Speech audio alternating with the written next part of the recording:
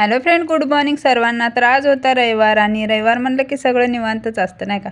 मग काय सकाळचे नाश्ता केला आणि काम आवरून घेतलं. आज शिवायची होती गोधडी म्हणून साड्या दोन्ही फाडून घेतल्या आणि त्यांना जोडून घेतल्या. अर्धी शिवली की लगेच संध्याकाळचा चहा घेतला आणि एकीकडे अंडे उकडायला ठेवले होते. मग आर्यने रात्रीची दिवाबत्ती करून घेतला. अंडे उकडले की त्याचे साल काढून घेतले आणि आर्यन आज डाळ भात खातात, अंडे नाही खात म्हणून त्याच्यासाठी डाळ भात बनवले.